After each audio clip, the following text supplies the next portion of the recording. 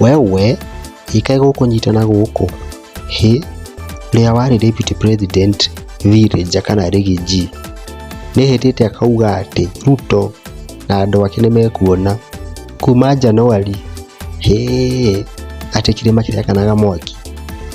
We kwaragia ici kanitha-inĩ wa Idi atĩ Ruto eharĩrie next year ekuona mwaki. Teke tuthikĩrĩrie. Naendelea kuongea na watu, viongozi, wafanyi biashara wetu, tunaongea na wanapenda na wanaeleza vile tumesikizana.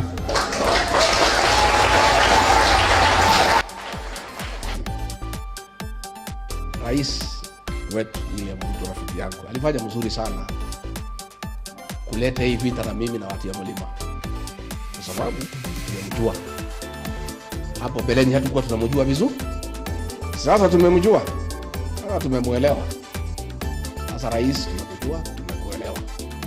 Sasa tutazungumza na wewe vile uko.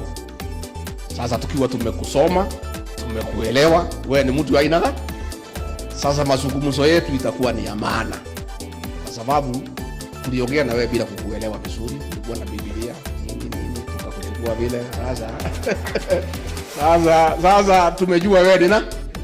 Sasa tukija kwa mazungumzo itakuwa ni mazungumzo ya heshima, kwa sababu tumekuelewa wewe ni nani. Na ni mzuri umetoa hii vita mapema, kwa sababu kama ungetoa baada ya second term ungetusumbua, si ndio?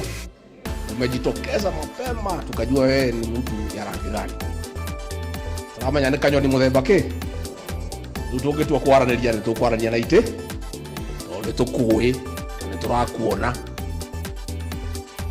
na mũthiĩre na mũkinyũke